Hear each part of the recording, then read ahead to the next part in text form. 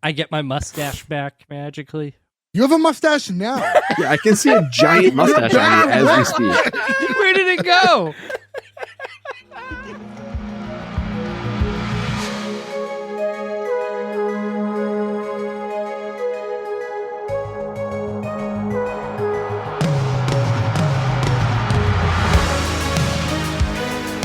Welcome back, everyone, to S1E1, the show where each week we pick a different sitcom, watch just the first televised episode, and forgetting anything we might know about the future run of that show, rate it and decide if it's a show we want to greenlight or cancel. This week we're going to be talking about Alice. Alice went 202 episodes over 9 seasons on CBS. Today we're talking about episode 1, which was called Pilot, originally airing August 31st, 1976. So to get things started, I'm Jay Gags. With me as always, the boys, Joe, Ferg, Nick, and Gordo. What's going on, guys? Heyo, 9 seasons? I don't want a candy bar. Yeah. What? This is by far the most successful TV show ever to be adapted from a movie, right? Like, nothing touches this. Yeah. It's a movie? It's a Scorsese movie. This is adapted from a Martin Scorsese movie called Alice Doesn't Live Here Anymore, but it's like not a comedy. It's like, it's like a dramedy. Well, one can argue neither is this. Here's one of those things, like, I was thinking about that, and first off, everyone, welcome. Before we even, welcome everyone back. This is week 4 of Mother's Month. Each week we're doing a different pick by one of our moms in celebration of Mother's Day being in the month of May. This is my mom's pick. Who hates us, apparently. Well, Yeah. It's funny. We've talked about, like, the roads to getting our parents to select shows. My mom loves watching television. It's like her favorite activity. And I thought this was going to be another one of those, like, easy, hey, Ma, just pick a show. There's so many shows I've watched her obsess over the years. She ends up picking a show I've never once seen her watch. And it's only because at the time when I was, like, following up, like, hey, have you thought of one yet? She happened to be watching a newer show that actually just came out, Mid-Century Modern, which I feel like will eventually do Nathan Lane's on it and stuff. Oh, yeah, that one. Oh, yeah, I have seen previews. In that show, Linda Lavin, who plays Alice, is in that show, plays his mother. And it's actually the last thing that she worked on before she passed last year. So she's like, oh, yeah, Linda Lavin, she was from Alice. So she picks Alice. But yeah, this was a Martin Scorsese movie. But I feel like there's not enough from the movie into the adaptation where you need to, like, pay for the rights or, like, use like anything that has to, like, contractually happen. Like, you could have developed a show and just named her anything else and gone from there. You don't need to consider this an adaptation. They do pull, though, 2 cast members into it, which is helpful. This, they get the guy who runs the diner and the kid in the first episode. That's like, noteworthy of these type of shows. You know, I was thinking, too, like, you guys noted, 202 episodes, 9 seasons. Of all the shows that we're doing this month, now you factor in Brady Bunch, Joni Loves Chachi, Mary Tyler Moore Show, and then next week when we do Gilligan's Island. Out of these 5 shows, this had the longest run. This one ran longer than all those other shows. Is this the oldest one? This is 76 to 85, so this like went into like our lifetime. When you look at all these shows, and this one being the longest running of all of them, and then for me, I've never watched an episode of the show, and I feel like probably mirrors for the rest of you guys. I've never even heard of it.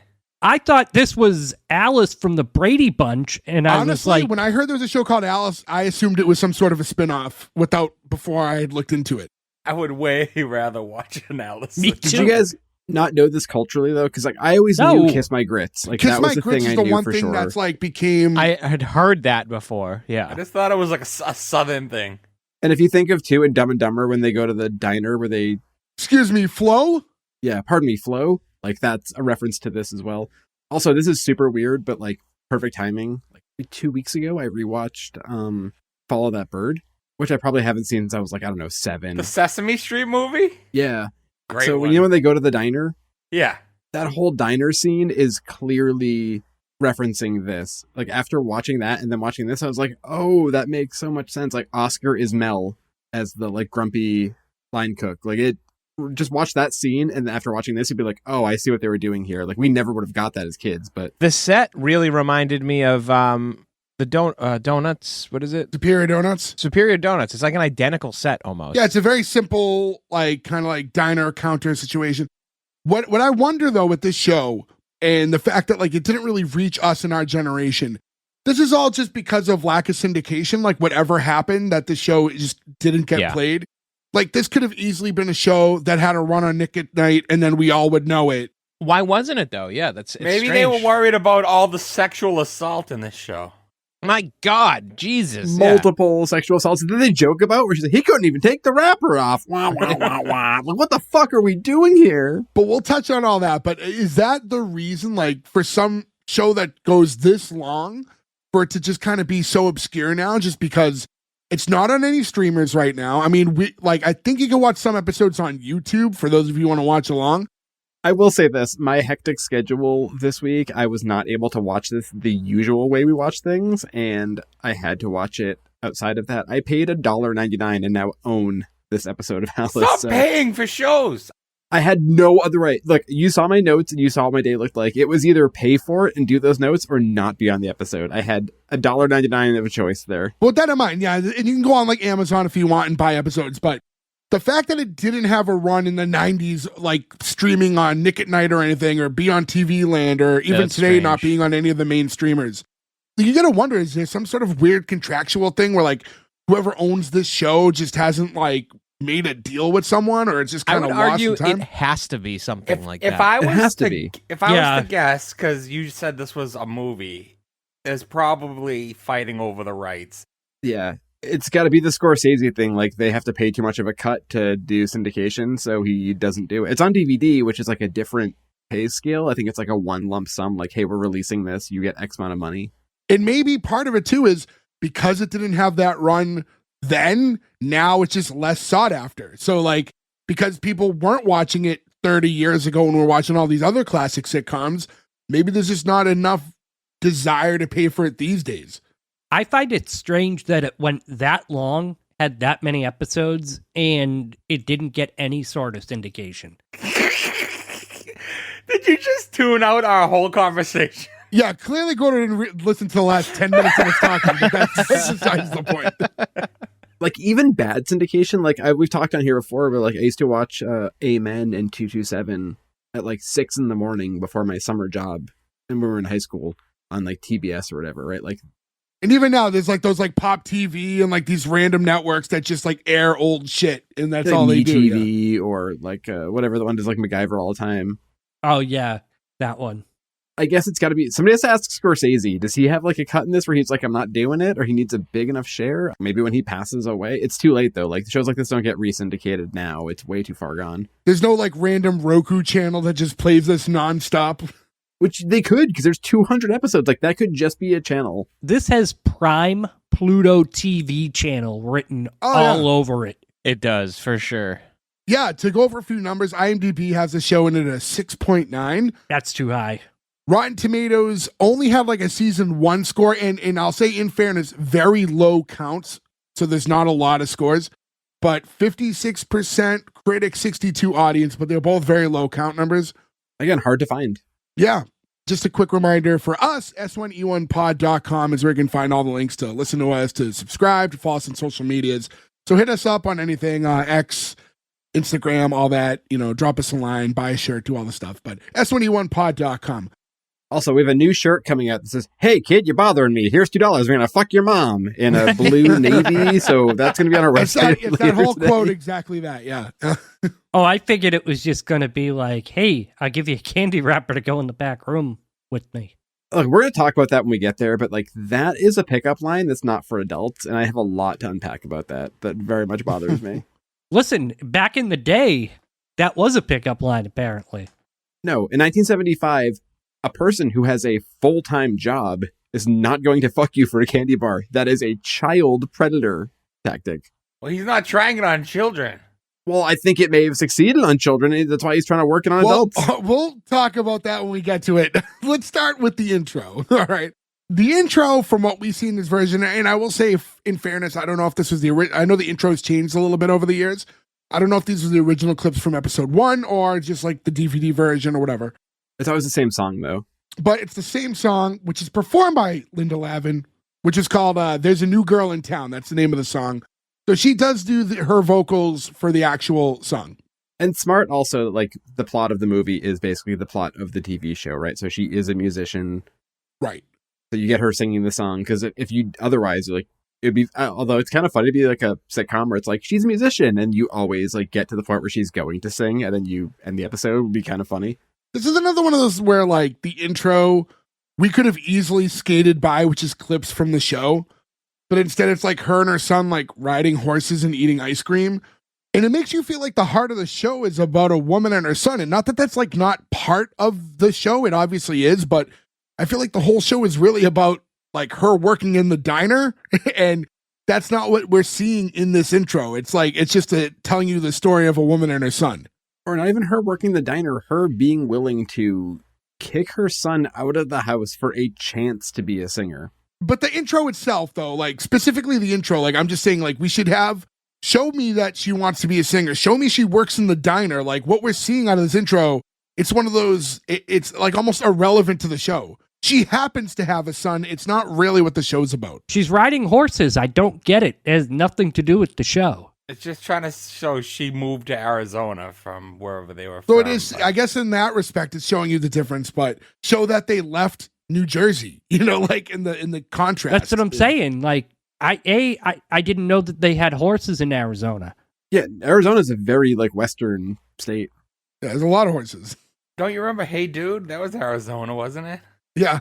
Also, I feel like, not to bring up like a weird movie that makes no sense to this, but like the whole opening scene of Karate Kid is about them going from New Jersey to California.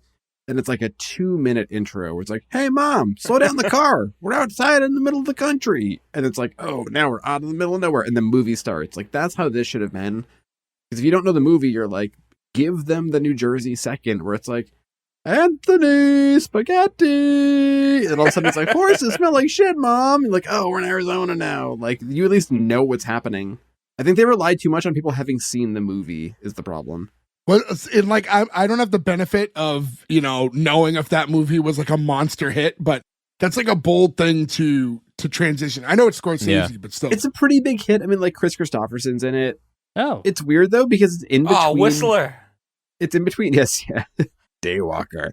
It's in between Mean Streets and Taxi Driver, and in my brain, the funnier sitcom is the Taxi Driver sitcom. The Taxi Driver sitcom? No, but if I was going to make a Scorsese movie out of those three, it'd be a way funnier sitcom. Tony Danza. I mean, who is the main cab driver in that? It's the dad from Raymond. Raymond. Well, I can't think of his name. Edward The guy who looks like Boyle? Fetterman. Boyle? Peter Boyle, thank you, yeah. I'm shocked you're the one that came up with it. I am as well, actually, Cordo. Good job. I knew it was Boyle, but I called him Edmund Boyle. Boyle? Edmund Boyle sounds like a ship that sank during the like a crazy war or something. The wreck of the Edmund Boyle. Getting into the first scene, we start inside of Mel's. Mel's is like the diner where they all work. Wasn't it a coincidence that there happens to be a Mel's in that area? Yeah. They also had a diner that they used for the movie, I think, that they were like, hey, we're going to use this on a TV show, and they changed their name to Mel's because of it, which I'm sure was a way better business move for them. Smart. Yeah. But it's also a bummer if you're like, Joe's Diner. I've worked my whole life. This is my whole life. I made this diner. I'm so proud of it. And someone comes in, they're like, call it Mel's, you make more money. Like, okay, bummer. So we pan across the diner and we see one of the waitresses, Flo, and she's talking to like a table of men sitting at the booth. And you can see that she's like very Southern.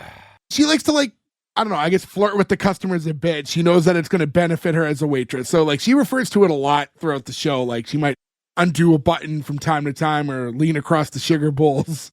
It's tough living though. She says she'll like undo a button for an extra 50 cents. That's like, I did the calculation on that. That's like $2.50. Hey, $2 like, just to bend, you know, like that's not that bad. Hey, minimum wage was $1. I show my nipple and I get $8. You're like, I don't know. It's 50 $2.50 cents is not a lot. every time. No, I'll say this, and this isn't no disrespect, but like Flo is Not chesty. no, that's not even what I was going to get at, but Flo, like the way I'm describing her, if you don't know this show, or if it was cast modern day, like you think she's like some like young sex pot, but like that's not exactly. No, she's like a character from Mama's Family, man. She is. Yes. That's the extreme fucking vibes I got from this show. That would explain the ruggle and my tuggle for Flo right there. That's why that exists. But she's talking to these guys. She's telling like a joke to them all, and they're laughing along. And as that's happening, we see this guy walk in, he heads straight for another waitress who's Alice. She's got like this full tray. He's like, "You busy?" She's like, "No, want to dance?" Because he's clearly busy. Do we know who this is, by the way? Dennis Dugan. He is the person who's directed like every Adam Sandler movie from Happy Gilmore on. Really? Yeah. Like Grown Ups, Big Daddy, Happy Gilmore, Chuck and Larry. No shit. Yeah. So like a very funny thing that he pops up. This is the only episode he's in. Like this character doesn't like go on, but like if you look up that dude, it's a whole thing. It just pictures him with Adam Sandler being like, oh, just like because he does every one of his movies. Gordo, we did your favorite movie, The Benchwarmers. Really? That's such a fucking Gordo movie. I fucking love that movie. Every time I rip ass on Over the Doodle, I say beef stew. I love like a perfect Gordo Home Alone night is a double feature of Benchwarmers and Norbit. That was such a stacked statement. Like, every time I rip ass over the doodle, shouldn't be a comprehend. Like, we shouldn't be able to comprehend what that sentence There's so many means. times where like Gordo interjects like farting into a conversation where it feels very forced. He genuinely said that like that was a normal thing. Like very like there was like no like pre-planned, like he was just matter of fact telling you about how he farts on his dog. She nuzzles up to my butt when I sleep. How? What position are you in? I'm like in a He's a fetal dog. position. As When I I sleep. stand on all fours and on the couch. No, I usually sleep on my side, and I usually sleep in like a quasi-fetal position. She'll nuzzle herself like around my knees and towards my butt. And then sometimes, you get a toot. Stop saying things. Like say that. How are you able to still surprise me? Yeah. Gordo sleeps ass in the air. I was just like Gordo's weird things like, I sleep in a fetal position. Why? It's comfortable. That poor dog, it has super smell. Like, Are you the little sense. spoon? Kind of, actually, yeah. You're the little spoon to a doodle? Well, she like I said, she nuzzles in like the crook of my knees, and her head sometimes is like by the butt. Sometimes, burnt. I don't know. All right, well, I'm sorry to anyone who just listened to that. Unpack that as you will. This is why dog parents aren't real parents. It is. Bert, you could go rip ass on your son if you want. Joe could literally walk up to his daughter and go, and she'd probably giggle. Nope. Nope and nope. I'm going to say nope and nope on both of those. Greg, your son never nestles up into the crux of your knees as you sleep.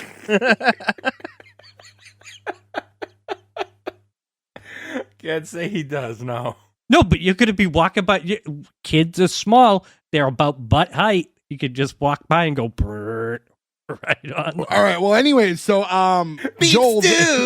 Skibbity. Joel walks over, takes a seat at the front counter at this diner, and says hi to the third waitress we see, who's Vera. Vera's an interesting one, huh? She's, I want to She say, looks like broken? a Stepford wife. Yeah, there's something wrong. She's got like that uncanny valley, like scared the shit out of me. When he like goes to sit and just like basically says hello, she like tosses about 200 straws into the air because she's so nervous. I will say the setup for that does pay off pretty well. Oh, you mean when she throws straws again? Whoa! Yeah, but she throws straws again Big payoff. because we get Linda Levin's butthole touched Okay, by hold old on. All right, we'll get there. We'll get more there. butthole. Rip Van Raunchy. At the back counter, we see Mel, he's the namesake of the place, so I assume he's the owner, and he's also like the line cook, the only cook there. He has like a meal, rings the bell, so someone will go pick it up. And then Alice, who's like back there with him at the time, he calls her over. He says, "Hey, I see your boyfriend's back," like referencing that guy Joel. And she's informing him like, "That's not my boyfriend." It's like, "We'll see him on your own time." So this guy's been like frequenting this place trying to get Alice's attention. This is also a classic like 80s, 70s, 80s, 90s thing too, where it's like, your boyfriend keeps calling here, and if he keeps calling, I'm gonna fire you, which is like a plot point that's in so many shows. You notice with this show, there's a ton of quick cuts. I think they're trying to cut around the fact that it's a very cheap, small studio, Yeah, maybe. and they don't want to show the fact that it's like clearly just like a 90-degree angle of diner only. Like there's a point later where there's just two characters talking, and it's an extreme close up of each face, and it goes back and forth like 10 times, and I got dizzy. Problem I had with this show for a little while was it takes an eternity to leave this set. Yep. So we're just like looking at it. So if they weren't cutting around, like it would almost feel like, like some of the older British shows we've done where it almost like looks like performative, like a play, because it like never leaves the area. Like Are You Being Served was kind of like that. Yeah. If they didn't do some tight shots here, it would feel like that. Like we never left this one area. Are You Being Served, though, at least smartly had the elevator, so you had the illusion you were leaving. I don't mind cuts. It was just the way they were very abrupt. There was no like stylization to it or anything. It just was like boom, boom, boom, boom, cut, cut, cut, cut. Flo walks up to that to where the two of them are talking and like picks up the order that Mel had rang for. And as they're talking, there's a little bit of a back and forth.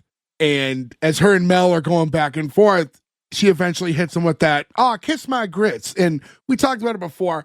It's one of those, like, none of us really knew the show, but you know that line. That line has kind of gone into, like, the zeitgeist, yeah. Do you guys like grits? Not I've had them really. a few times. I tried grits. I did not like them. Yeah, not a There's fan. different ways to do them. I like them. Like, I've had, like, cheesy grits, but there's also, like, sweet ways to present them as well. Like plain grits is akin to like plain oatmeal. Like obviously it's not good.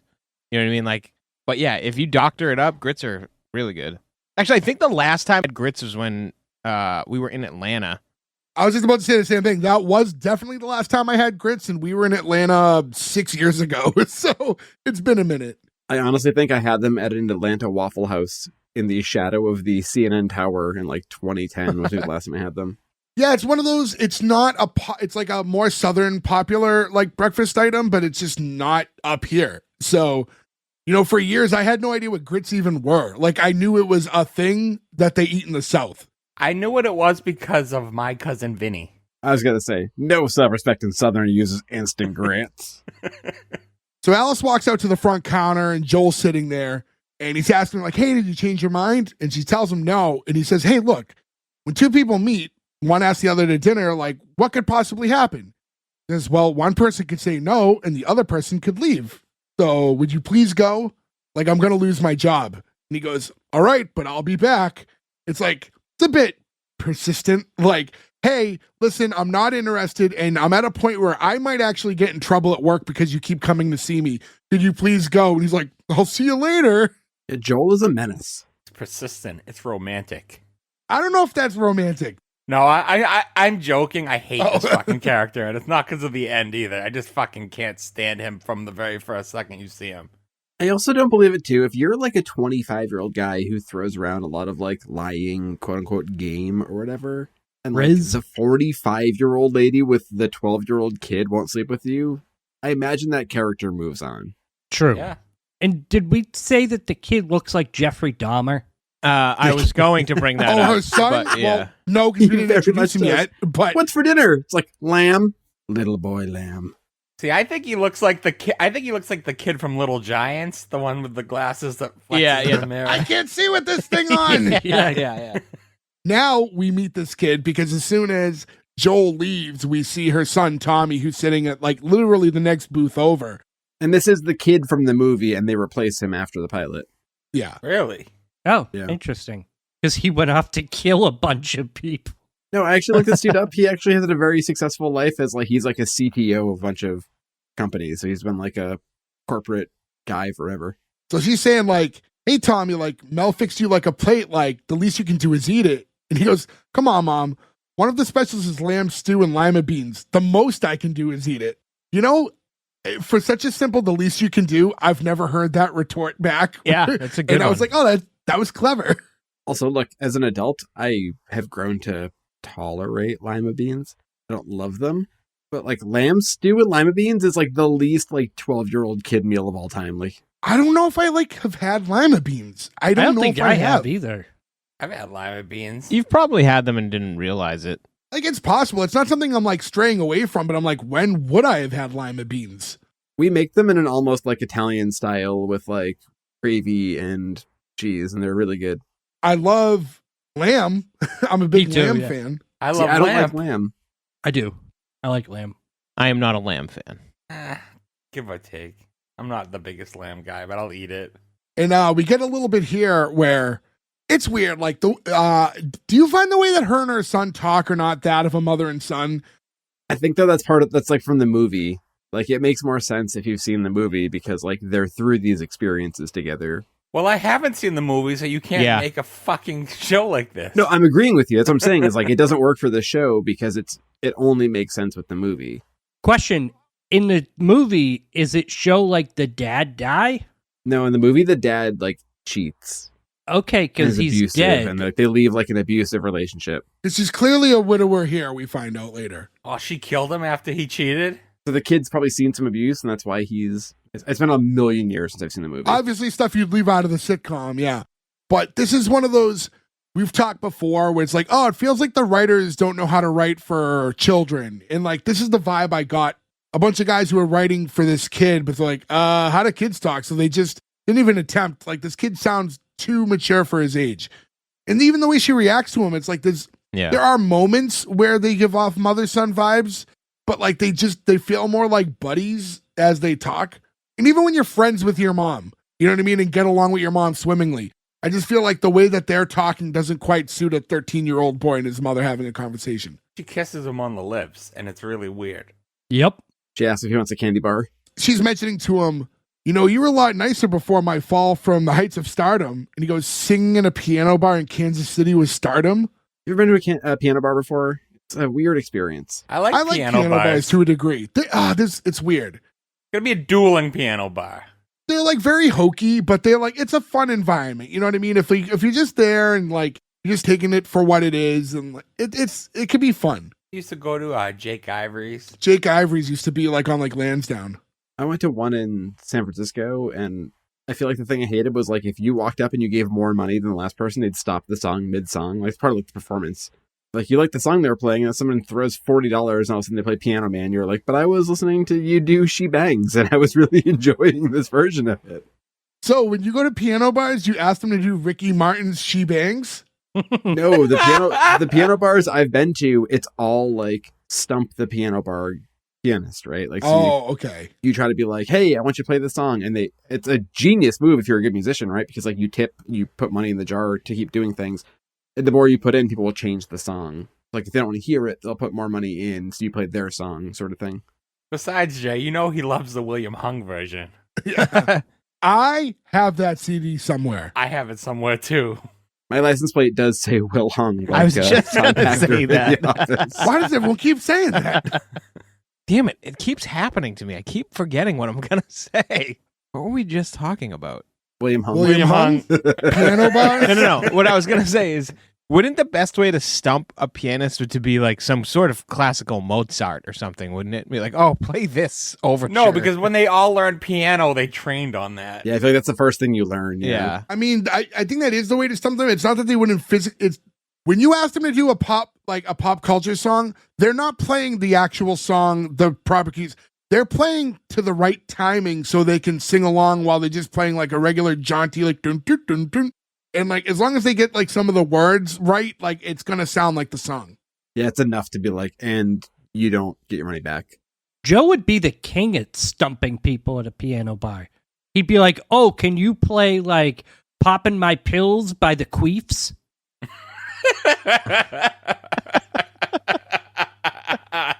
It's a cool song from like a 1980s new wave band from Lithuania.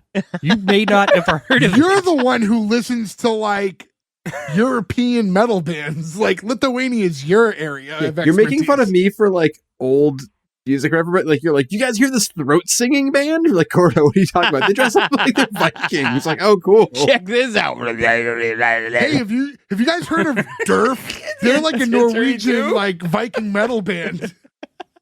Durf. Oh, Gordo, I'm so happy this got burnt back on you. Fuck you. Listen, The Hue is great, and you know what? They toured with both Iron Maiden and Megadeth. So they're quite popular, actually, and I'm pretty sure they also went on tour with Dragon Force. So Is Durf a real band? Durf? No. Oh. The Who? H-U? The Hue? Hue? Oh no, that was Huey Lewis in the News. Hey, who's playing at the Garden tonight? Oh, Iron Maiden and The Who. To be fair, that's kind of my Higher Maiden, the Who, and Huey Lewis is like sort of my dream show. That'd be a fantastic show. Can I'd you go pee imagine for the Who? the Huey Lewis? And it's all like it's all songs gelled together. Do you guys want to talk about this after Yeah. the recording? Because I can facilitate this. Shut up and take my money. Go to S1E1pod.com to get our new The Huey Lewis shirts. Again, will wear. This conversation ends with Alice saying to her son, "You know what I like about you?" He goes, "What?" "Ah, you can't think of anything either, huh?" Corny joke. I thought it landed. And then she's like, "Oh, come on, you're gonna be late for school." And like he's rushing up, like, what time did he get to the diner with her? Is this one of those like, because like she's a single mom, like he has to like get to the diner at like 5, 6 in the morning and then like stay there until school time? That also means he was having lamb for breakfast. Yeah, I was gonna say, why doesn't he have like eggs and sausage? It's a fucking short order diner. Like he should be having like sausage and eggs or something, Like an right? omelet. That would be normal. Maybe it's night school. I don't think this 13-year-old kid's in night school. Yeah. Sorry, I'm late. I was finishing my lamb. Speaking of, I go down and I get breakfast like 1 or 2 days a week sometimes. I was sitting there and this guy comes in and orders breakfast. It's like 9 o'clock in the morning. He orders a steak and cheese omelet and 6 pancakes. I'm like, you better be the end of your shift right now because you're about to drop dead or at least take a nap. Yeah, like 6 pancakes was such a weird order for one so person. heavy. There's no chance he finished them either. I don't know. I was like, right as I was leaving, he was ordering. Maybe it was, no, he wasn't to go. Like, I don't know. I was just very taken aback by his Maybe he just order. likes to see the old school stack. Like, Yeah, just the maybe. high pancake stack. Listen, when IHOP does their all-you-can-eat pancakes, they call me Pan Quick. What do you eat, one? Who are you kidding? I'm a pancake machine. They call me Máquina de Panqueque. That's Spanish for the pancake. I like watching Gordo reading what he had typed into Google to translate right there, seeing his eyes sideways to the screen. The whole time he's like, "Please, pancake taco for 30 more seconds." I can write this and no one will notice. I have to look up hands what pancake is in I'm- Spanish because I'm pretty sure he got that wrong. He definitely put in Google Translate. so No, I'm sure it's that called it's Panqueque. like- La Máquina de Panqueque. He's right.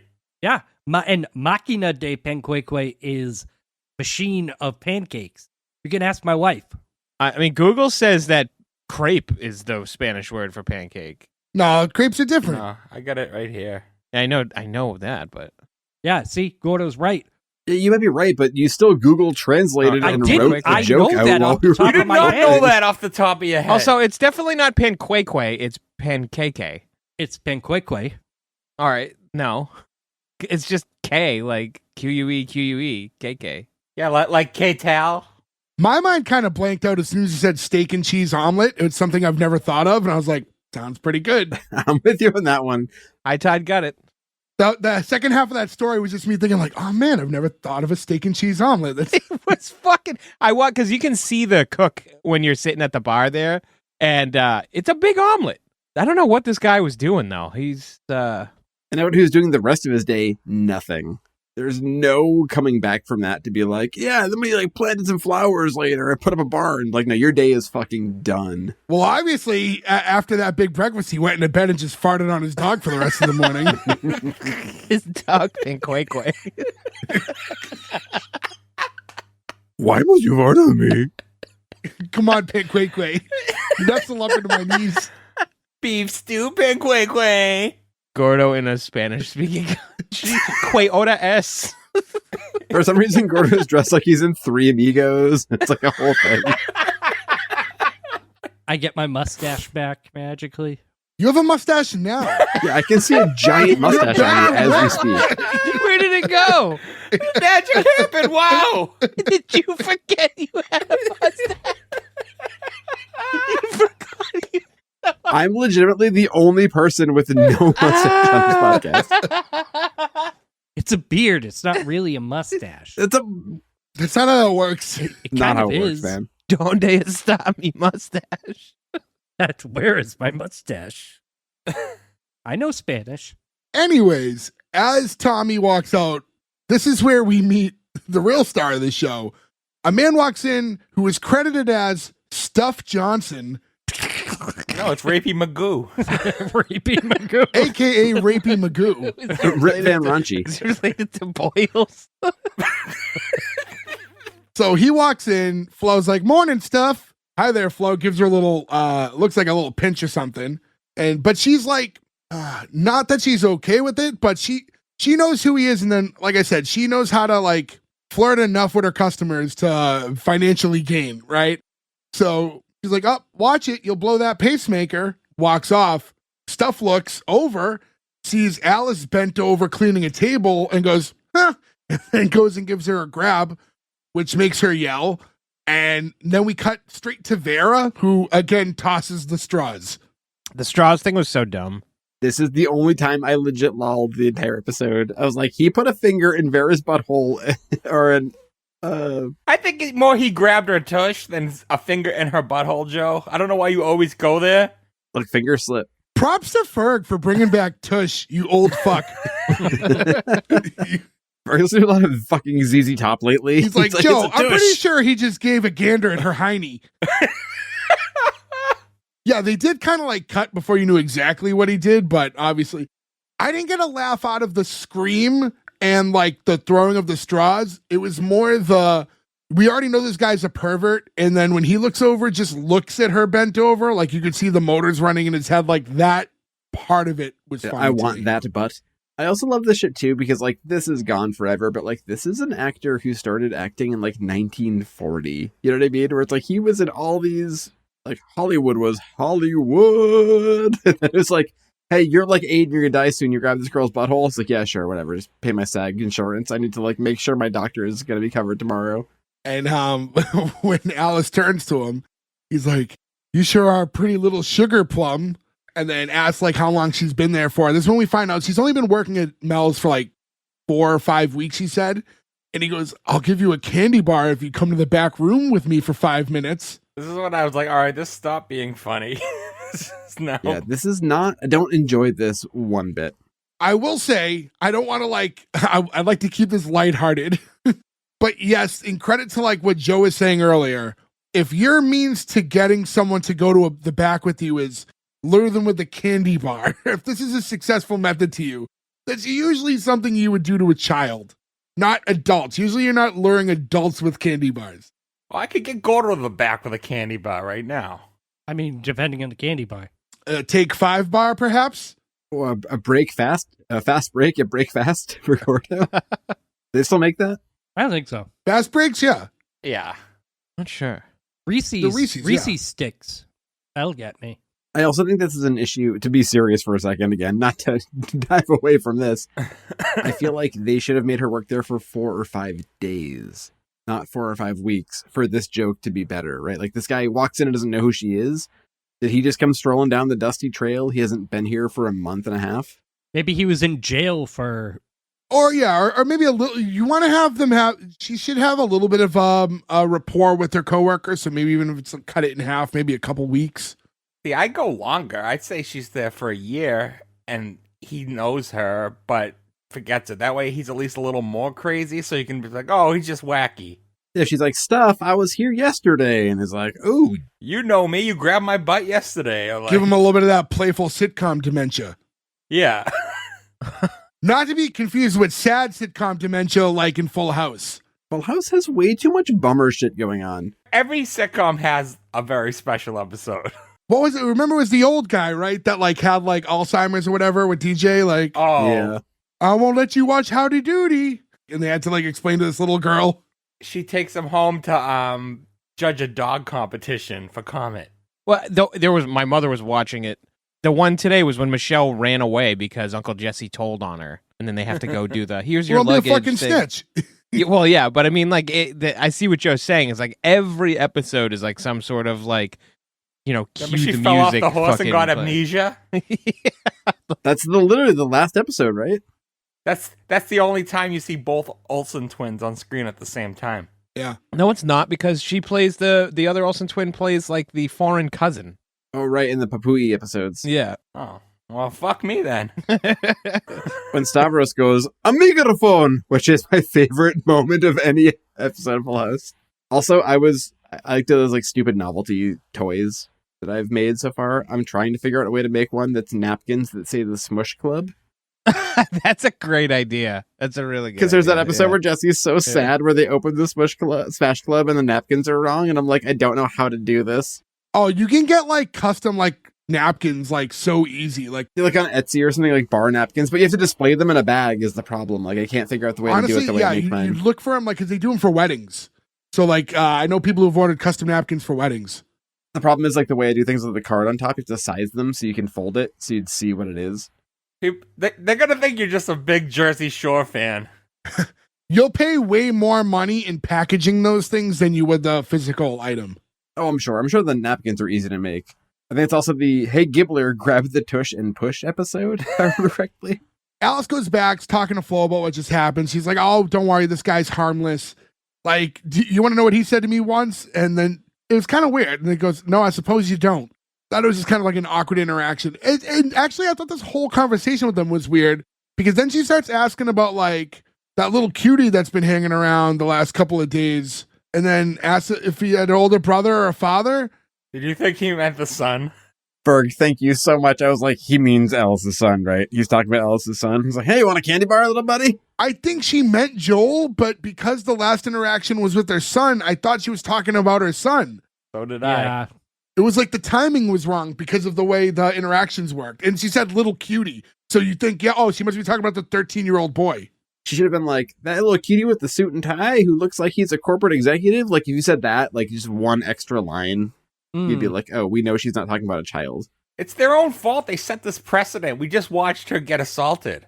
So I think everyone in this town is weird now. And this episode also ends on the assault and a joke about the assault. This is a terrible episode. I do like that Alice referred to Stuff Johnson as Rip Van Raunchy. Yeah, Rip Van Raunchy is very funny. Not as good as Rapey Magoo.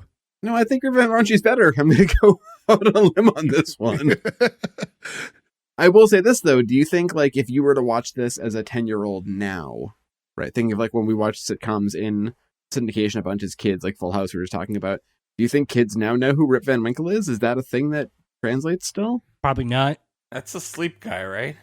I was going to say, that's one of those things, like, I remember the name more than the specific story, too. Like, I, like, know kind of Rip Van Winkle, but it's You're not like... He slept for a long time and woke up and it was a different time. Oh, I thought he was in like Laughing. What is laughing? Here come the judge! Here come the judge! It's Rip Van Winkle! Like, Sammy Davis Jr., you're so funny. I will say, to Stuff Johnson's credit, because we did paint him as someone who might target children, we have no proof of that.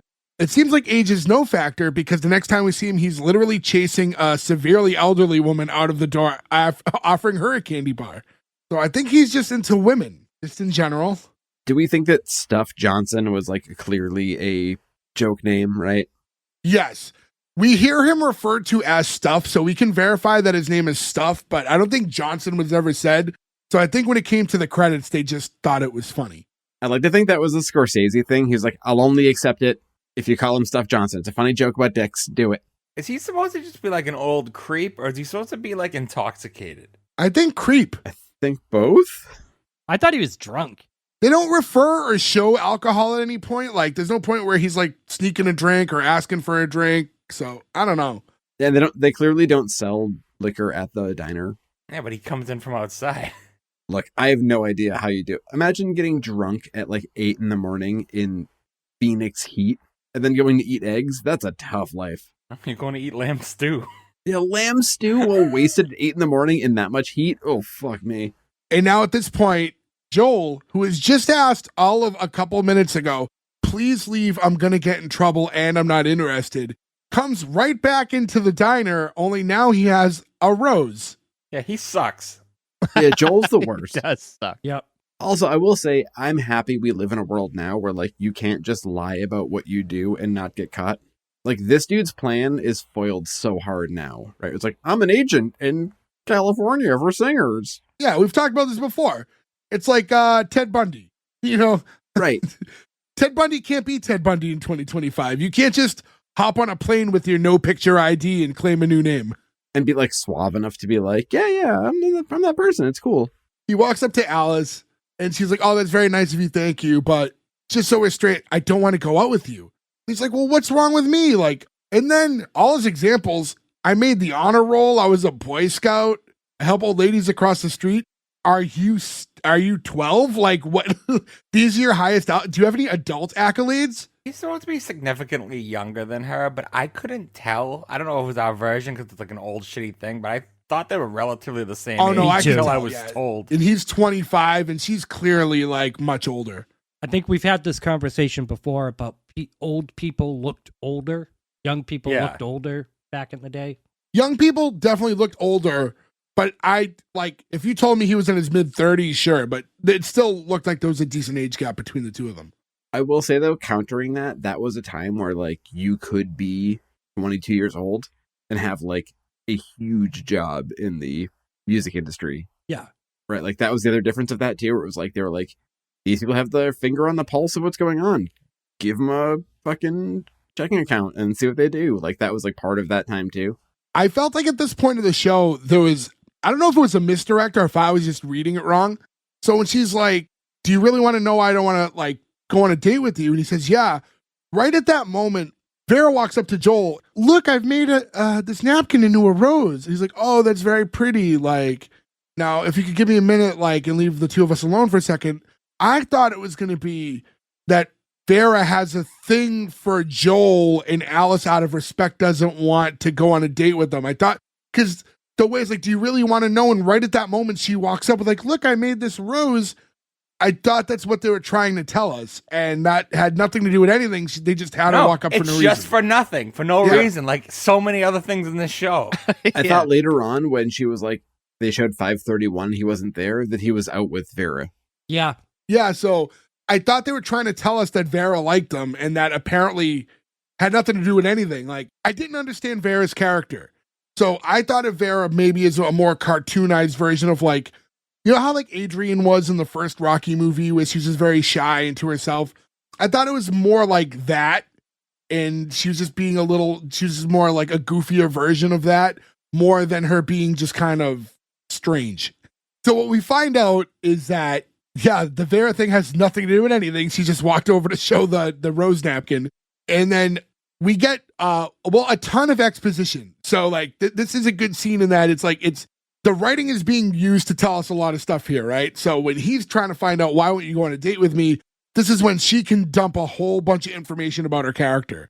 So we find out that she's a widow, that she's at least 10 years old. As she says, I'm old enough to be your babysitter. Then she goes, well, and I am a babysitter for my own 12-year-old son. She says the last time she went on a date, it turned out the guy had a wife who looked to be about 19 months pregnant. And then she goes, and I'm a singer, and I'm saving my nighttime energy towards getting another singing job. That's such a weird, like, why won't you go on a date with me? Oh, I'm a singing mom who wants to be a singer. It's way too much. I mean, if she was just like, I've been on bad dates before, last guy I dated, his wife was pregnant, I've got a kid. That's enough. No, this guy doesn't take a hint though. She needed to be meaner, like call him like an ugly like loser, or like.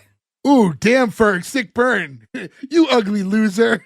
I can't talk like I would normally talk, or we'll get canceled. You act like you're a hosiery salesman from Portland. Oh shit! So I have something about that later when we get to it. If you are a hosiery salesman from Portland at that point, if you ask her to marry you, do you put the ring inside the egg? Do you like, remember those eggs? Yes. I do remember those eggs. You'd be at like Bradley's or Ames, and your mom would be like, I need to buy an egg. You're like, okay, I'm going to go look at whatever t-shirts. When he finds out that she's a singer, he goes, oh, I didn't know you were a singer. I'm an agent in Hollywood. I handle performers. And then she's like, and now, oh, you can provide a service for me. So now she's like, oh, I didn't know you handled like performers, like, and now she's like willing to go on a date, like she's about to whore herself out for a career. This is where everyone is wrong. Yeah, it's we already know Joel's a piece of shit, but now she's trying kind of too a piece hard. of shit. Yeah, so it's like as soon as you find out that he might be able to help you with your career, now you're like, I'll go on a date with you because I think you could, like, I could see if they try to figure out a way where she doesn't want to date him still, but maybe if he could still find a way to hear me sing, like he'll still like be interested in taking me as a client. But the fact that you're going on a date with him, basically saying, I'll fuck this guy if I can get a better job out of it, which is like not a bad thing. It's just they're not like going hard enough in on it. Yeah, it makes the end like a reap what you sow type of thing. Like, Yeah. we'll get to it. I don't want to. It's kind of tough to talk about until we get there. So It's obvious. So now that he could provide something for her, she's like, all right. And he's like, oh, tonight? Oh, I can't tonight. All right, tomorrow? What time do you get out? 5:30? Got it. 5:30, I'll be here. I think it's funny that after he heads out, though, and Flo's like, 5:30, you got to go somewhere before the prices change? Insinuating like that's early for a date. Is also where we get her giving back Flo the kiss my grits. Yes, because she's talking to him, well, basically about the situation, like, about, like, you don't understand, like, I'm a singer, this is, like, my chance, like, you don't know anything about music. She's like, don't know anything about music? Honey, you're looking at the 5-time VFW Jitterbug champ. Don't tell me about show business. And she's basically saying, like, listen, I don't care. If it's a chance, I'm going to take it. So I'll go to dinner with them, and maybe if he can hear me sing, he might be willing to handle me. And Flo goes, I'll buy that last part. And that's when, the kiss my grits comes back. Flo's funny. Flo's funny, but Flo is, again, she is a bit of a character in a way that is almost too cartoonish for the show. She doesn't fit in this show. not almost. It's definitely too. But it does add a degree of like levity. I found this interesting, as we close this scene out. The show in general, I get that it's like the adaptation of a movie, but again, it feels like the show isn't as focused on Alice as it is like should be an ensemble comedy about the diner. Like this should really just be called like Mel's Diner and be about all of them. You know what I mean? And that we can get more side stories for everyone. And I'm sure the show probably was a bit more of that in reality, but like when I'm watching this show, Alice, and I'm seeing that right from the jump, we start in the diner and there's almost no point where we're seeing her life outside of work. We get a little bit of it at the very end, but really it's about the diner and everyone else. So, I'd have to see more episodes to understand if that's always the dynamic, but I'm pretty sure it is. Like any studio pictures you see, it's always of the cast more than just her. Yeah, in the diner, everybody together, yeah. Mel doesn't work here anymore. Just people being like, where are the eggs? There's nobody in the kitchen. So we cut to later, and Alice is sitting on the couch with her son Tommy, and the two are both like in their respected nighttime attire. Tommy's like, you really think this adolescent agent will take us to Hollywood and you'll get to be Doris Day? It's just like, it's weird for a 12-year-old to call this 25-year-old an adolescent. Yeah. Also, she's got to be older than 25, right? Did she have him when she was 13? No, she's in her 40s. Yeah, Well, she's in her 40s. He's 25, the other guy. The other guy is, Joel. And she's 10 years older than him, right? Is that what they say? She says at least 10 years. Or like, so like we never get like any type of real specifications on that, but She says later she's not going to date a guy younger than 47. yeah, but that doesn't mean that's her age. No, I that know, just means but- she's trying to distance herself from this as much as possible. Berg, I ask you as someone who has a son that's almost the exact same age as Tommy, do you feel like Tommy's dialogue here is like the way you now could talk to your son? God, no. Yeah, it's just, and I know the generations are different, but it's just, every time I see the two of them having a conversation, Tommy feels like her roommate right now and not like her son. It's a very strange relationship. Maybe Tommy died with the dad and she's just imagining him, so that's how she would speak. It's all just a figment of her imagination. Because does he talk to anyone else? Oh, he talks to the dad. That would at least add some depth to this garbage. Yeah, that would be interesting. I don't know, Mom. As long as he brings over some lamb. But yeah, it's basically like he's being like this whole scene is like he's very skeptical of this being her opportunity. And she's like, well, what do you know? Like, you're only 12 years old and almost 13. And then later as the conversation develops, it kind of like, it rounds out nice in that he's like, you're right. Like, this could be a big break. It's like, oh, you really think so? Yeah, absolutely. But like you say, what do I know? I'm only 12 years old. I thought the joke was funny. It was like crafted well, but he's too young to talk this mature. So like, I'm not, it's the joke isn't like landing on me the way it should. I'm surprised though they recast him because I feel like they do have good chemistry, and obviously they did in the movie. I think the opposite. I think they have terrible chemistry. No, I like their chemistry. I think the chemistry is fine. I think the dynamic seems off. Yeah, the writing is bad, but the chemistry is good. Like, I feel like the two of them just don't come off as mother and son the way they should. So that's bad chemistry. If that's I their guess, yeah, role that's of being true, I mother guess. and son, Yeah. then that's poor chemistry if you're not seeing them as mother and son. It feels more like a real world sketch. It's like, You put your fingers in the peanut butter puck. Like, okay, this is weird now. So now we cut to like the next day. We're back at the diner and we see it's like super busy inside. And Alice and Flo are running around. We find out Vera isn't there. And here's another thing, like we'll get into it, but again, no payoff to this, by the way. We never find out why Vera was late. There's nothing. Also, we're only late by 1 minute. It's 5:31. No, that's the date. No, the clock shows 5:31. No, that's right now. No, the clock shows later. The clock doesn't show right now. This is just starting in the day. Later, we cut to the clock.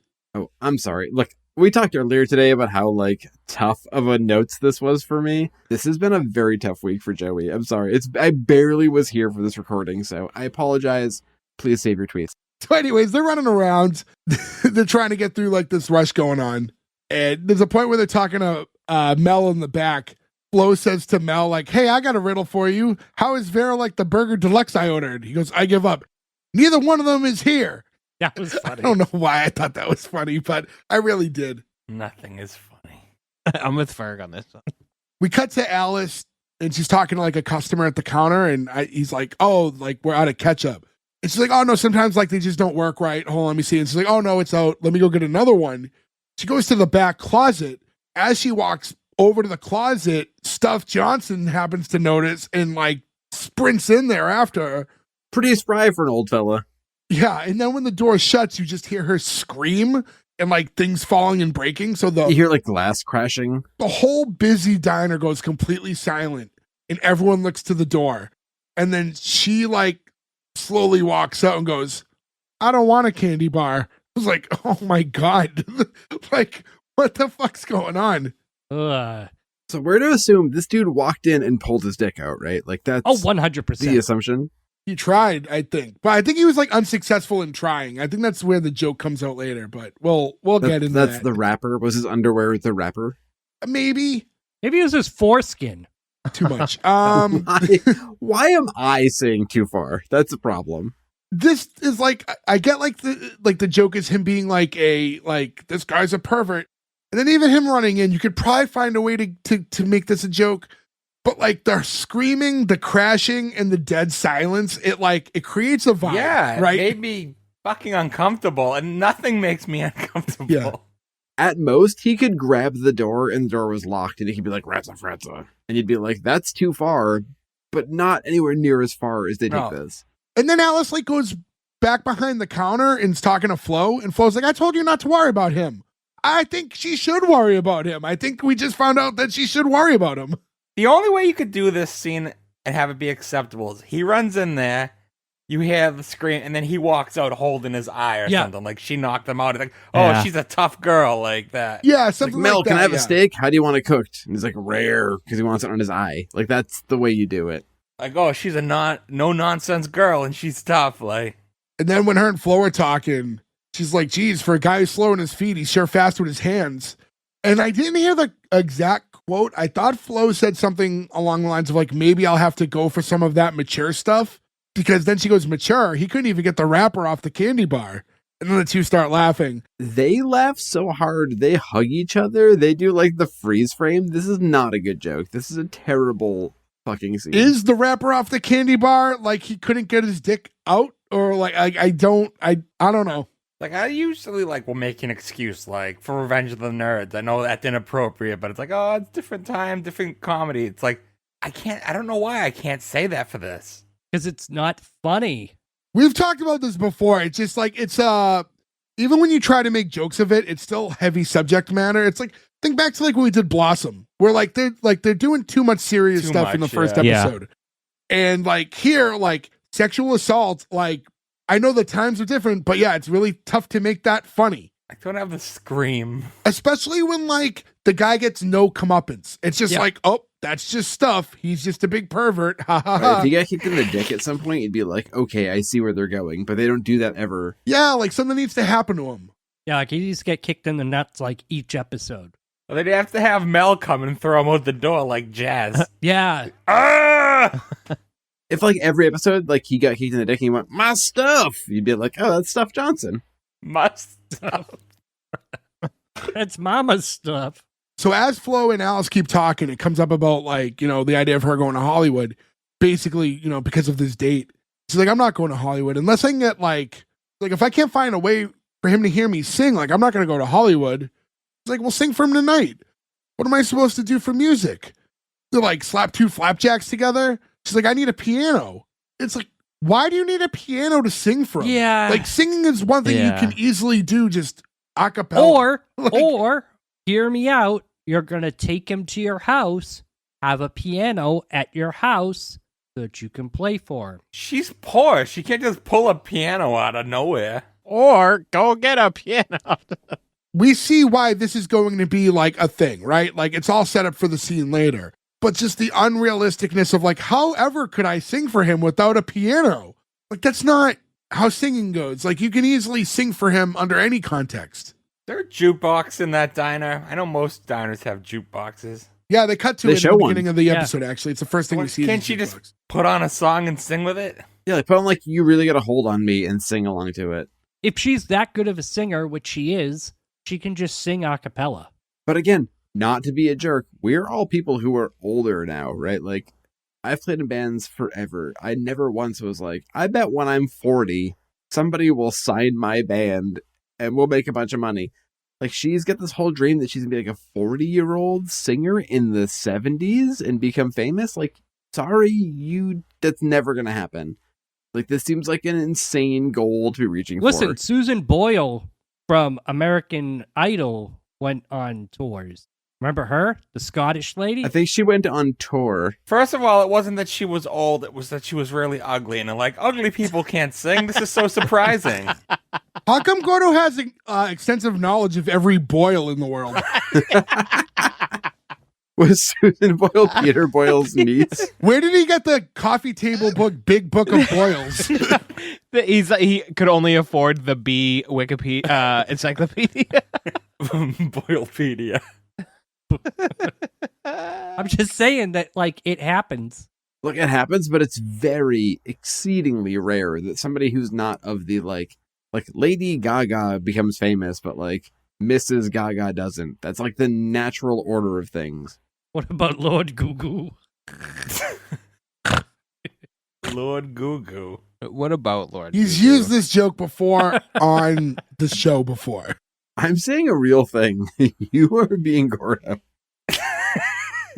Well, in fairness, I don't know if Mrs. Gaga is a thing either, but Yeah, well, that actually accentuates my point. There's no Mrs. Gaga.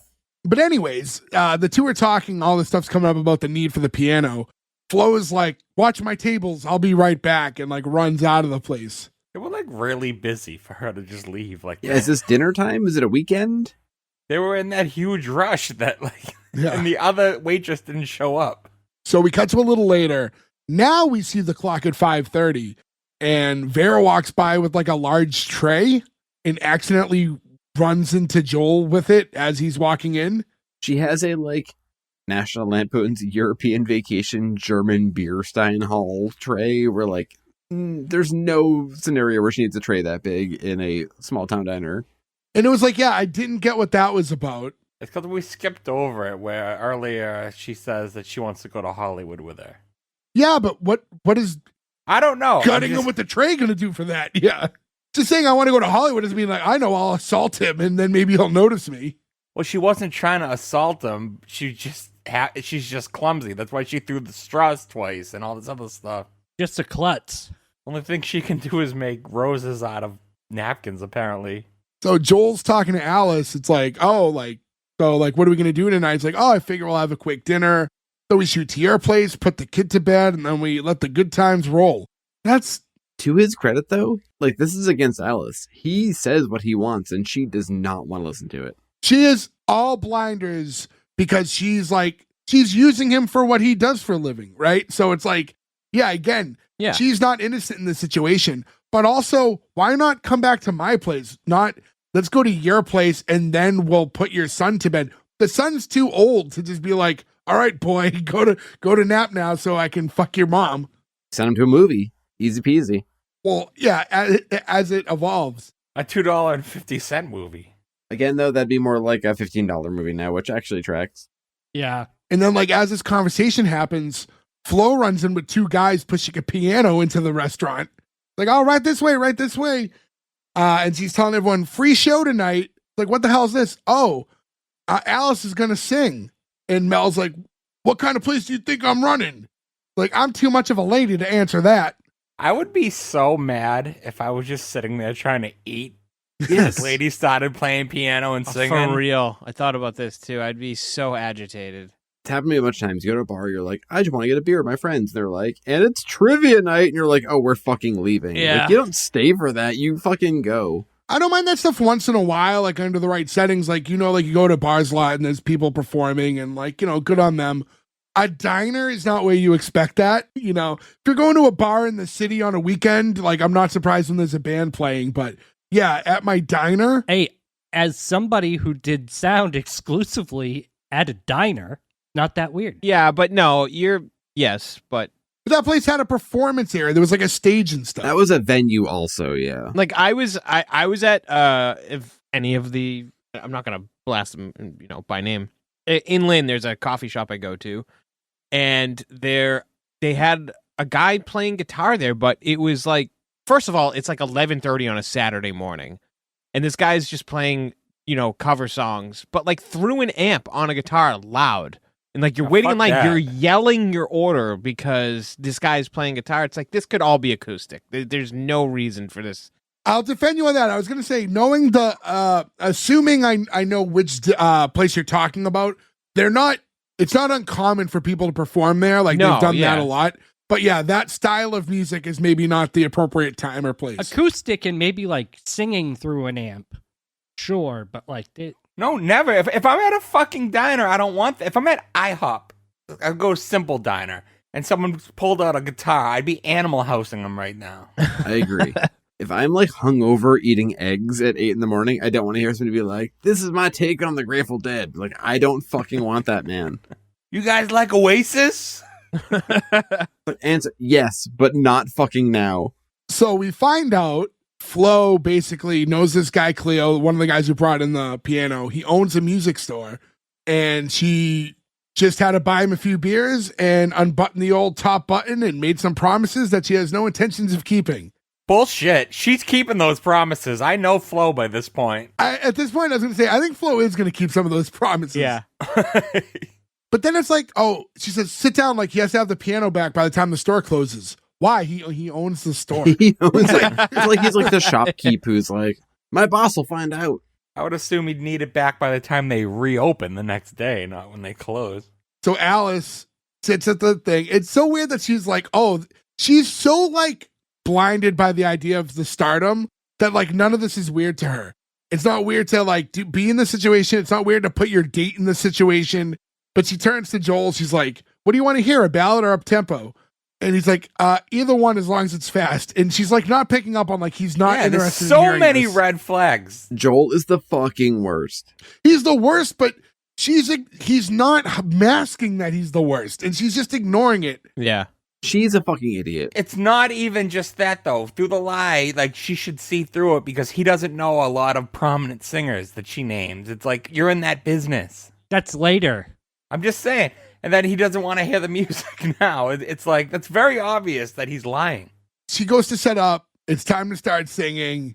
Flo introduces her to everyone like, you know, Miss Alice Hyatt, break your leg, honey. And then Alice starts singing the It Had to Be You song, like the entire song. Stylistically for the show, why did she have a 2+ minute performance of this song? Is she a singer?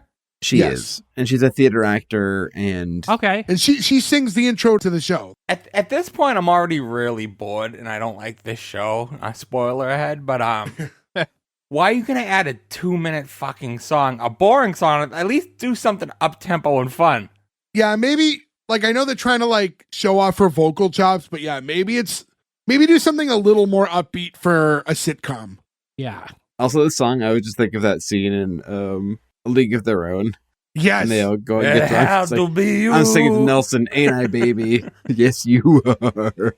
So, yeah, she does that whole song, and she's good. She's a good singer. Like, don't get me wrong. Yeah, she sings well, but like, I will say this too, like, for against your point, taking notes from like, sing a song for 2 minutes. I'm so happy. I was fucking write anything down. I was like, this is great. This is so easy. But yeah, it's a whole performance thing. I'm guessing the fact that she wants to be a singer, that she sings the intro, that they put this super unnatural situation in here. There's got to be more performances from her coming up in the future on this show. I have to assume. I imagine that they're setting up this piano bar in the diner, and that becomes a recurring thing.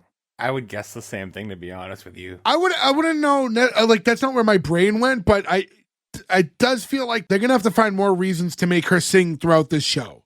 Like, if they're forcing it in this much in this episode, I feel like this is supposed to be a thing. This performance should have brought people back the next day and have this scene with Mel being like, oh, my business is up. Hey, we're going to have you sing every night. Like a silver lining, like the date didn't work, but like people were into the performance. Yeah, that could have been a thing.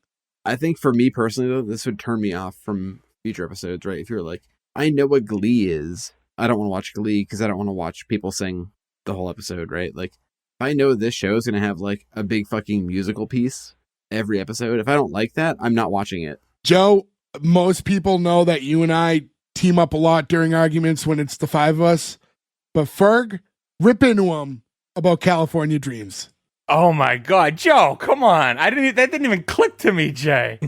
You made us watch California Dreams. We had to hear that fucking theme song, and then we heard it, the entire song again in the middle with the music video, just in the middle for no reason. And you're saying, oh, that would turn me off. And that's your favorite show. As you're saying this, I'm like, how dare you? The one show that the two of you argue about the most. It didn't even occur to me. This show scarred me that it made me forget about California Dreams. I will take every California Dream song over fucking Alice singing Had to Be You. I can't believe it didn't click on Ferg, because Ferg has ripped on that show maybe 100 right. episodes since we've recorded it. Yeah, it comes up a lot. I'm thinking about it right now. I would rather the California Dreams. But Thank you, Nick. only because it's funny bad. This is just bad. Like, this is not entertaining in any way. You don't have to choose. You can hate both. Like me. I know, but I'm forcing a choice. I just think this feels more forced, though, because when you go into California Dreams, you know you're watching a show about a band. You go into this being like, I thought I was watching a show about surf dudes with attitude. I don't know. Yeah. Wait, so does the movie not cover the fact that she's a fucking singer or whatever?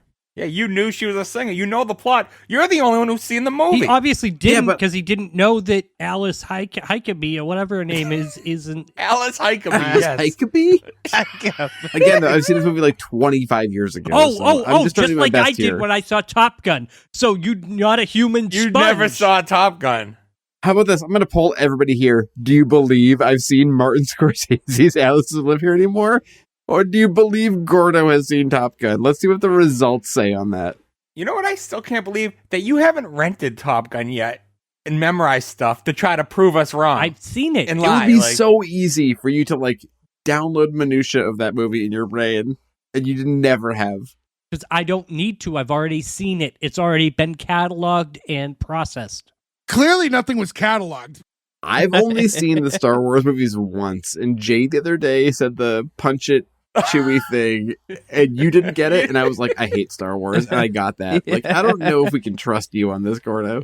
I'm telling you, Gordo just stares at a wall. Just because I don't know Goose and the Iceman? It's just That's Iceman, literally not the whole movie. Iceman. I don't know why you wouldn't know that. Also, R.I.P. Iceman. Yeah. I know. Yeah. Val Kilmer was a great actor. See, I know that. Hey, also R.I.P. Goose, but in a different way. So anyways, Alice finishes performing. Everyone liked it. She got like a round of applause. Even Mel, who wasn't happy with the idea of this happening in the middle of his restaurant for no reason, was like, hey, you really did a great job. Because Mel is happy with the idea of being like, I see a paycheck for the next 9 years. And then Flo's like talking to this dude now, like, where do you see her performing? Like a big place somewhere small. And he's like, hey, listen, I'm really hungry.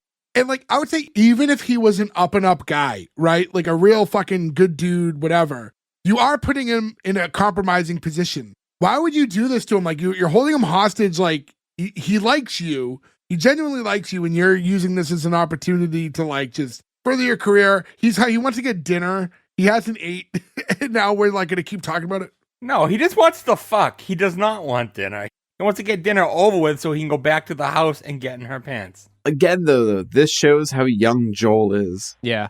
This shows how young Joel is, because he's like, I want to have sex with you. Let's eat first. That is not a man who is over 30 years old. Yeah. I don't know, maybe soup?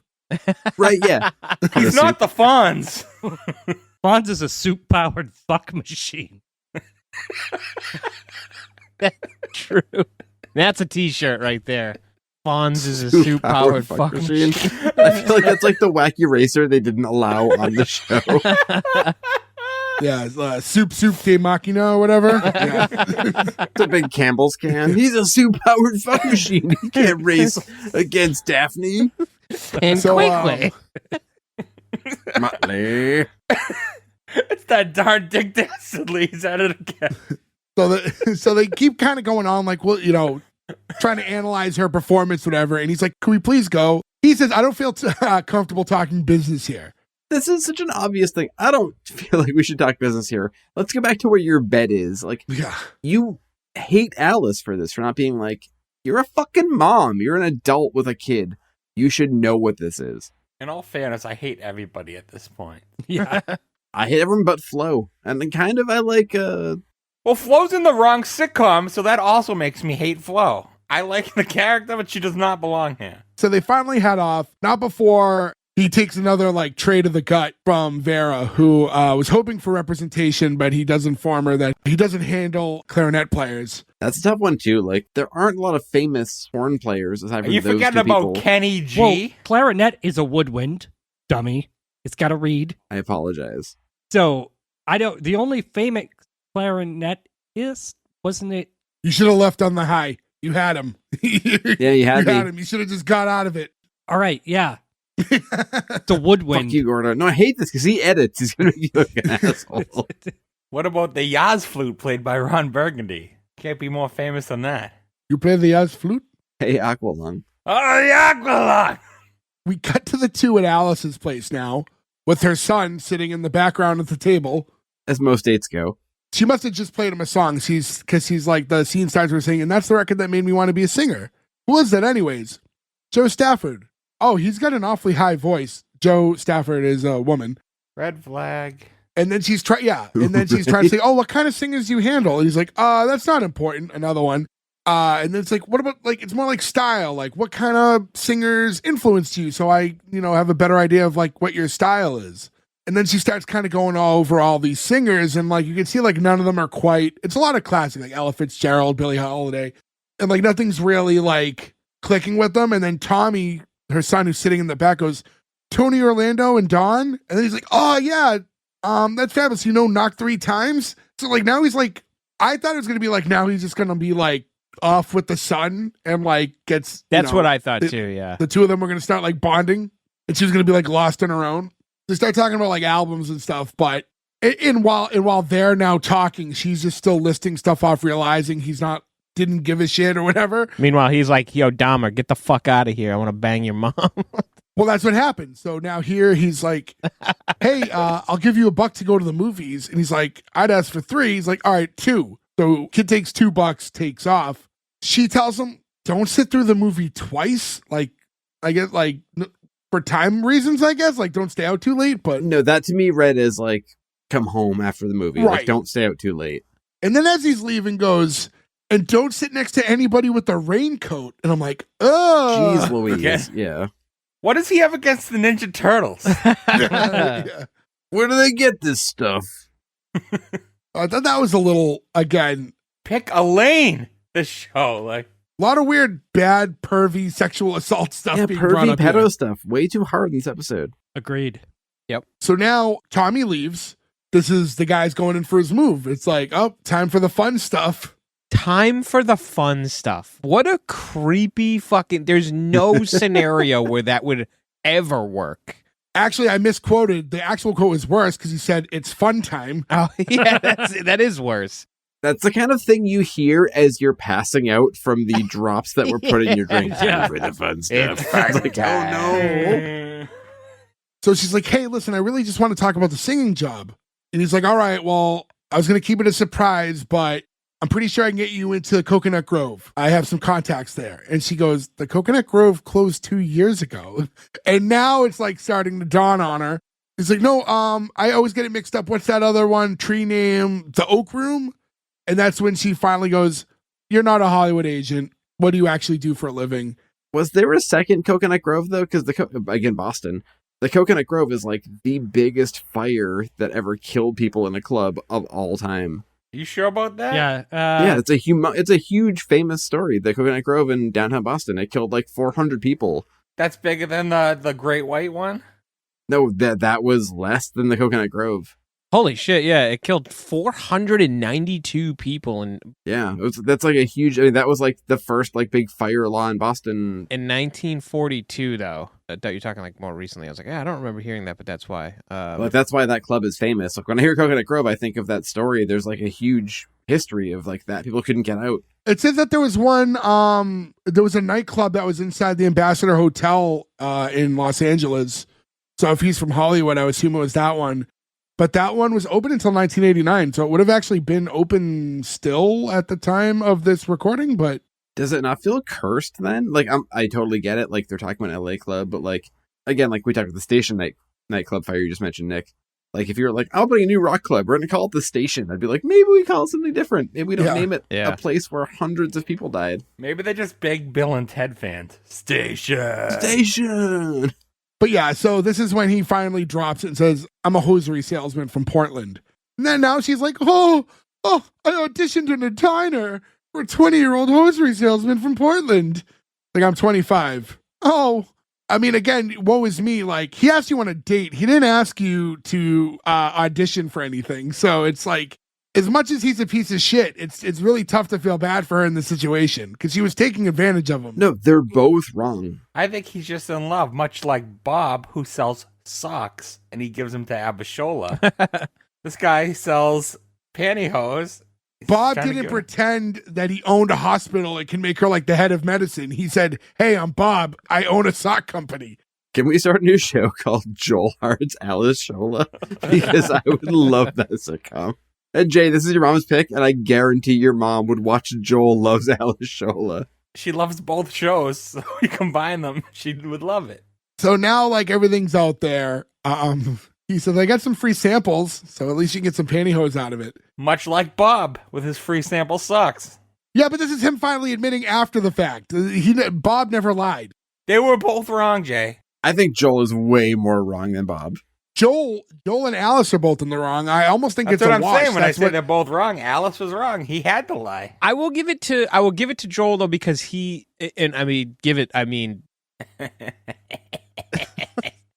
loser because he's rapey. He extended the line there. But he even made it known, like, when he offered, like, "What do you want to do on the date?" It was basically like, "Oh, I figure we get some dinner and then we'll put your son to bed and fuck." Like, he told her. Yeah, like, that's true. You have to give him credit. He planned this whole thing out and said it to her in black and white. And she was like, "Yeah, we can hang out and I can sing for you." Like, he she was didn't, not like, listening. if this whole episode was him saying, like, "Oh, yeah, we could definitely," like, pretended that the whole thing was an audition and then made a move on her, that would be different. He's doing exactly what he said he was going to do, which is, like, as creepy as it is, not hidden. She agreed to that. She was just so blinded by wanting to audition, despite it not being an audition, that she was ignoring all that stuff. You know, it's funny if you look at this a different way, and this was a different sitcom that followed Joel around, and he just fell in love with this waitress, and he's trying to ask her out over and over again. She keeps saying no, and then all of a sudden she finds out he's a musician. It's like a Zach Morris move, lying and stuff. It would be sweet. But you get it from her perspective. Zach Morris is and kind it's of a just creep this too, though. Creep. Yeah, Zach Morris is trash. So now, right as, like, all this stuff's going on, Flo runs in, just no knock, just runs right in the house.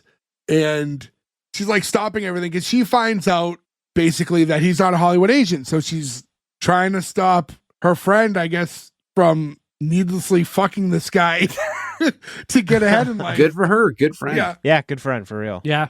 And then, like, as she stops things, Tommy runs in at the same time to her son because apparently the movie was $350, so he needed more money, or $250. Also, an expensive movie. That's, again, the equivalent of, like, what, $12? I guess it's now what the movie costs, but...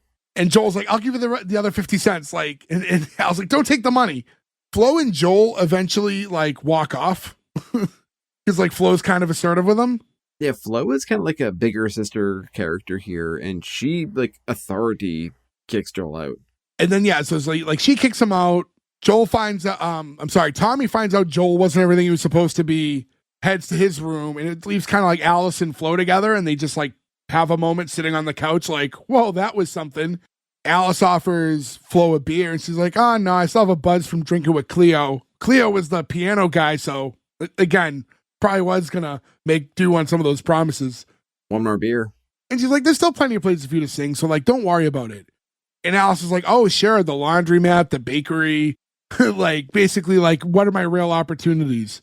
I don't know. There are bars and nightclubs in Phoenix. Yeah, Phoenix is a major metropolitan city. She's like an old lady. Doesn't matter. Go. No, I'm with Ferg on this one. Give up the dream. You have to be a musician on your own terms. I know I come from this from a different scenario, but like... If you're passionate about singing and performing, that's fine. You can do that forever. The idea of like, this is going to be my livelihood, I'm going to become a famous singer. No. That's a different thing. She can perform and just enjoy what she's doing. Being a working musician is different than being Bruce Springsteen. You know what I mean? Like, it's a different world. And like, look, no, very few people, again, fucking Gordo, who'd you say from American Idol 20 years ago, aside. Susan Boyle? Most people don't make that happen. Susan Boyle, thank you. When they're 40 years old. It's just not how it is. And like, if you missed your chance, like, bummer, but like, very rare that's going to change. You can always like do covers in like a bar or a diner or whatever. That's what I'm saying, though. That's fine. Yeah. Like, playing music and making money playing music is amazing. Like, getting paid for playing music rules. But, like, you have to give up eventually Yeah.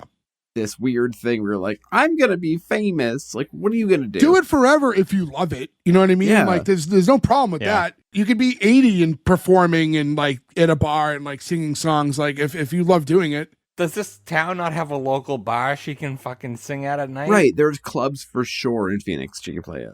Keep singing at Mel's.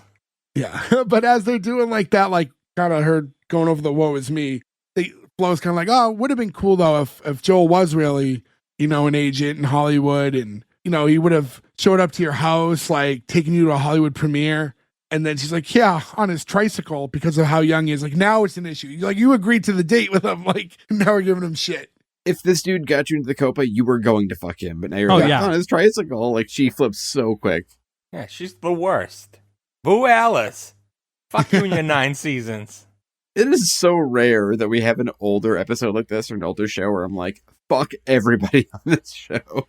Next scene, we're back at the diner. We see like the 3 girls like together, the 3 waitresses.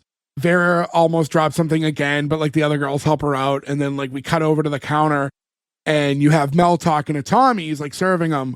And the kid's like, oh, what's today's special, Mel? Oh, cream turkey and Brussels sprouts. Ew.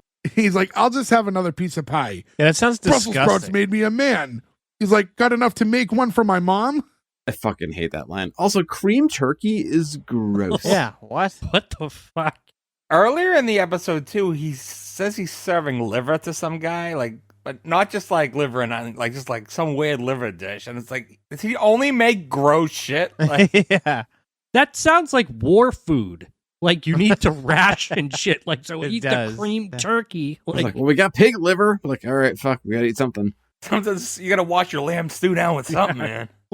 Tommy making the joke about like, you have enough Brussels sprouts back there to make a man for my mom, again was like, this character should have been her roommate and not her son, you know? Agreed. It's just like, it's just a weird dynamic between the two. I understand that they're playing off this movie. I think it should have just been inspired by and then just completely went like rogue with it.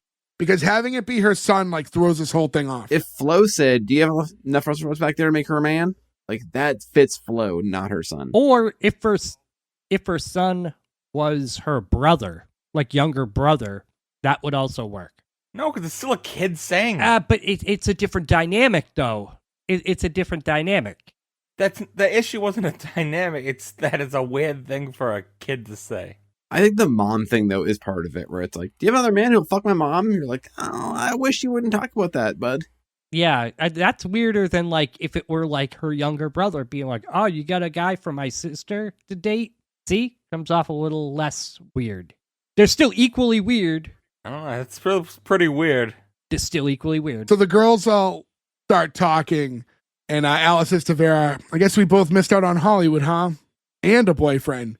And Flo says to Vera, "Hey Vera, maybe I can get you a date with Cleo Bufford." Cleo's the piano guy that she was having beers with like the night before. It's like, oh, he hasn't got any pizzazz. It was just kind of funny because this girl's so weird. And then like when there's a potential guy that she could date and she's like, nah. Yeah. Well, how old is Cleo? Is he like I don't know. We only saw him drag a piano into the bar real quick. So I assume he's like Flo's age, right? 'Cause she went and like fucked him. yeah, Flo's a little, Flo doesn't look that much older than Vera. I feel like Flo, Vera, and Alice, they're all like a little older. yeah, they're all around the same age. I think Vera's a little more youthful in the way her character's portrayed. But like when you see like Vera up close, she's not like a teenager, you know? I thought she was supposed to be young.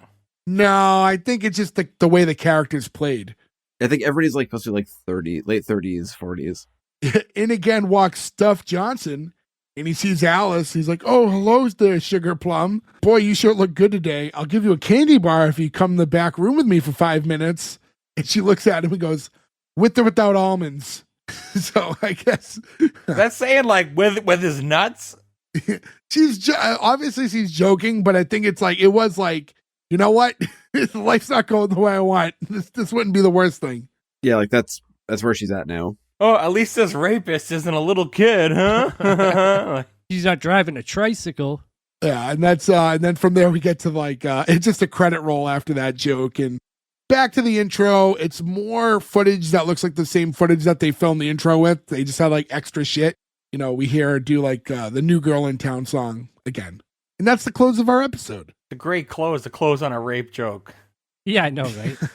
No, it's not rapey because now she's down. Wow. So, yeah, that's the episode. Again, it's listen, this episode, it was what it was. But again, I just want to bring it up again to the idea of like this show having an over 200 episode run, had a spin-off with Flo. It's just so weird to me that the show is basically like lost in time. Yeah, I mean, the only thing I can think of is what we talked about at the top of the show, which is like there must have been some weird, battle over the rights to the show or something. Or, I mean, maybe just back then it ran 200 episodes for no real good reason. Maybe it wasn't really that great, but it just like, I don't know, were the ratings ignored or not as popular at the time? There were a lot less options back then, a lot less channels. This, I think I read something that like there was like 3 years in a row where it like basically was toe to toe at MASH. Like it was a pretty popular really? show. Jesus. Really? Okay. Yeah. I mean, this is maybe the most surprising show that like is unheard of for us. Like considering the run. I can only go by speculation too. Like I have no grounds other than we've only just seen this episode. And I honestly don't know. Obviously, with the run of the show, I feel like, and listen, we only rate the first episode. That's what the whole show we do is about. But I don't think this episode must be like indicative of how the show is moving forward. I feel like there's going to be a little bit more meat on the bone. There's a reason a show lasts that long. You don't go over 200 episodes with just this. So I do think there must have been some shifts made as we go along here. No, it was just the 70s and there was only 3 channels. So No, because why there's is this on other nothing shows else? that were more popular that didn't have these kind of runs. Like that's the thing. That I think there was more competition where if your show's not working, like there's more stuff. There's only so many slots where now it's like there's infinite slots for television shows to succeed because you're not competing against anything. You just can exist somewhere. With all that in mind, we've talked about the show a lot. Might as well get into the green light or cancel. Ferg, why don't you start? You've hit how you feel. 9 fucking seasons of this. What the fuck? Yeah, no, this show is just, I hated it. It needed to pick a lane. It's either gotta be like a nice show about a girl trying to make it in like this new area with her son, or the cartoony characters of Flo. It's just like, it didn't fit together. The other girl throwing the straws and stuff. It was like I was watching 2 different sitcoms at the same time. No character was likable other than Flo. And I mentioned it earlier, it was edited really weird. I'm surprised like I'm the only one that noticed. It was like, it really threw me off. And then they just throw a random fucking song in the middle of the show when I'm already miserable. It's like, what the hell is wrong with you? I actually might hate this more than California Dreams. And I really hate California Dreams. So that's a cancel for me for California Dreams and this. Nick. I have not clock watched a show more in recent history that I can think of. God, what a slog this fucking show was. It was just so hard to watch for me. I'm a person with a terrible attention span as it is. And this one just like, I could not grasp I just couldn't follow it. Like, it was so hard. It was so slow. The concept was stupid. It was a little, I mean, we're aged out of this. Like, we're kind of like, I couldn't relate to the times, I guess, which is part of the problem. I shouldn't really consider that when I'm doing this green light or cancel, but I can't ignore it either. It's terrible. I didn't really love the cast. I didn't like the premise. It's just like not a single box can be checked for this one, unfortunately. So yeah, not much else to say. It's a pretty easy, hard cancel for me. Quoto. When I heard that we were going to do Alice, I thought that we were going to get a Brady Bunch spinoff starring Alice. Then it shot to a diner, and I went, oh, maybe it's like Alice's Restaurant. Also, no. Well, Alice is dating Sam the Butcher, so I guess he would supply the restaurant. Maybe they'd have like a steakhouse. And then I was thinking, like, the Arlo Guthrie song, Alice's Restaurant, and I was also disappointed. And then I had to watch this show. Is your mom trying to get back at Joe for throwing up on her rug? Because Yeah, what the hell? I feel like that's what this is. I feel like this is like a full-blown, like, fuck Joe. There was nothing good about this except Mel and Flo at times. I couldn't cancel this quick. And why was this 24 minutes, too? Because it They needed had to put a giant song in the middle. Yeah, that was easy. There was a 2-minute song gap and a 1-minute intro. Like, actual content wasn't that bad. Yeah, it was bad. This was like bad. Like, this might be the worst show that we've done. This actually might be number one. Cancel for me. Joe. I'm usually, first of all, actually, Tony, I love you. I'm sorry I threw up on your rug that time. I will never live that down. I hate this. I want to like this, but I just can't. I don't understand the dynamic of it. I think if it gave us anything good, it gave us the premise, right? Like, if you think of Happy's Place right now with Reba is literally just fucking this. It's the gruff cook. It's the wacky characters. It's a singer, right? Like, Happy's Place is like legit just doing Alice. But I enjoy Happy's Place way more than this. And that second on that show is so fucking annoying. Weird sexuality of this, the dumb kid, like, not smart enough to understand what's going on. Alice being an unlikable character because she will just put herself out there and be willing to do terrible things to get her career going, even though she's a 40. I hate it. I fucking hated this show. This is not a green light. This is a cancel. Fuck all you guys. I love my mom. I'm going to green light it. Listen, I know the show's not great, but I'm not, I'm just going to green light it because I love my mom. And she picked the episode. I'm in full discretion to talk about the show, though. Yes, this episode's not great. I legitimately have curiosity to how future episodes are if the dynamic changes. Just knowing how big the show became as far as length. So, like, I can't believe that this show, just the way this was, lasted so long if it stayed like this. But I could be wrong. The times were different. I am no joke going to greenlight it only for the reason that my mom picked it, though. How dare you? Yeah. Sorry, regardless to Alice. It's only one of 1 out of 5. So sorry to Alice. Sorry to my mom. I love you, but yeah, this was not the best episode of television. I'm sure to defend her as if she needs to be defended, like she gives a fuck. I'm coming over to puke on her rug. It's like that. It's the idea of just the one episode. Drink red wine first. Yeah. Like, I gotta feel like there's more to the show that I don't know, because I mean, she's not going by the pilot, you know what I mean? She's going by her remembrance of the show. But yeah, sorry. It just the show didn't do it. So I want to thank all of you guys for listening. This is week 4 out of 5 of Mother's Month. We got one more week ahead. Berg's mom's pick, which I said earlier, is Gilligan's Island. So stay tuned for that. I want to thank all you guys for listening. We'll catch you again next week with that episode. Until then, go to S1E1pod.com and do all the shit. Buy shirts and subscribe and say hi to us. But until then, thank you. Goodbye. I think we got the best historically great fire at the Coconut Grove. What about the Great Chipmunk Fire of 79? How about the Great Molasses Flood of 1919? How about the Great Malenko? Yeah.